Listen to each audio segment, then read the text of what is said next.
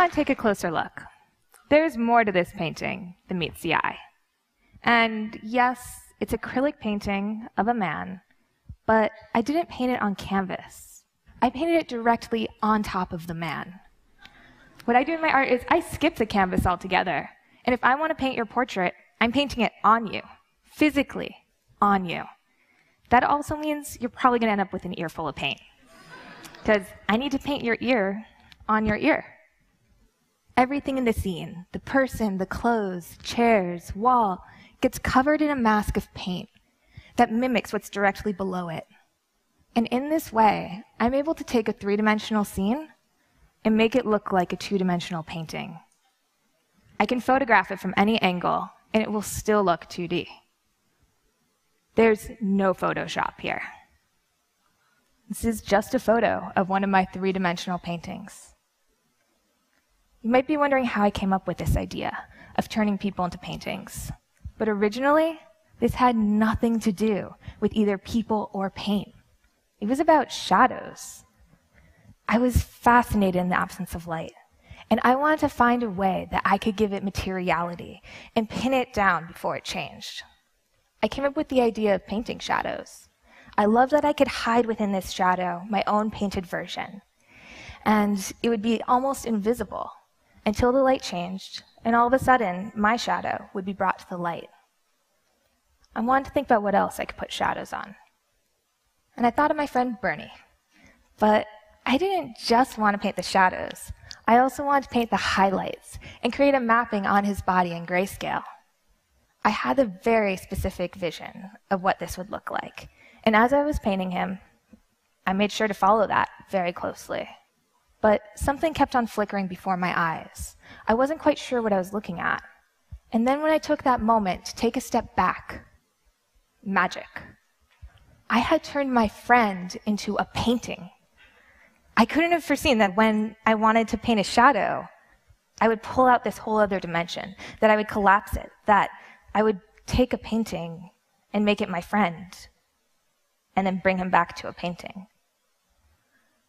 I was a little conflicted, though, because I was so excited about what I'd found, but I was just about to graduate from college with a degree in political science, and I'd always had this dream of going to Washington, D.C., and sitting at a desk and working in government.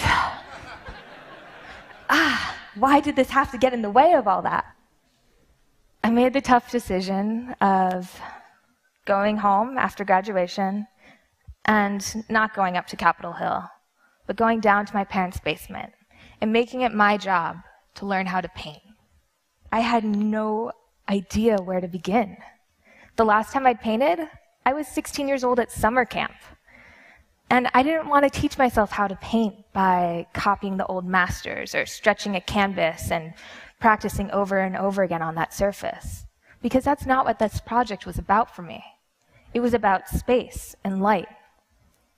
My early canvases ended up being things that you wouldn't expect to be used as canvas, like fried food. It's nearly impossible to get paint to stick to the grease in an egg. Even harder was getting paint to stick to the acid in a grapefruit. It just would erase my brush strokes like invisible ink. I'd put something down and instantly it would be gone. And if I wanted to paint on people, well, I was a little bit embarrassed to bring people down to my studio and show them that I spent my days in a basement putting paint on toast. It just seemed like it made more sense to practice by painting on myself. One of my favorite models actually ended up being a retired old man who not only didn't mind sitting still and getting the paint in his ears, but he also didn't really have much embarrassment about being taken out into very public places for exhibition, like the Metro. I was having so much fun with this process. I was teaching myself how to paint in all these different styles, and I wanted to see what else I could do with it.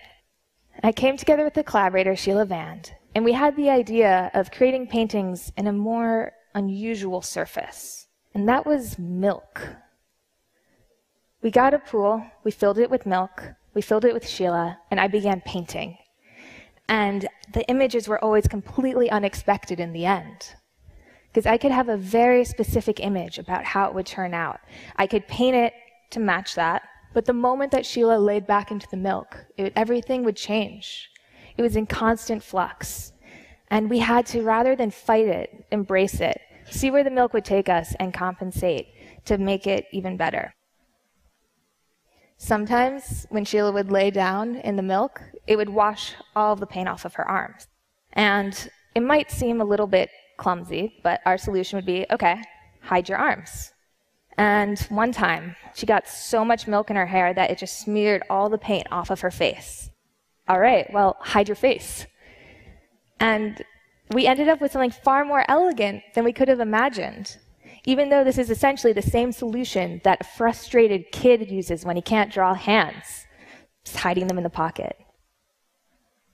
When we started out on the milk project, and when I started out, I couldn't have foreseen that I would go from pursuing my dream in politics and working at a desk to tripping over a shadow, and then turning people into paintings, and painting on people in a pool of milk.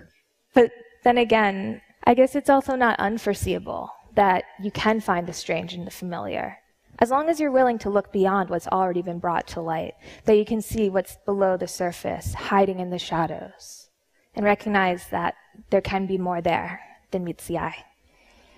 Thank you.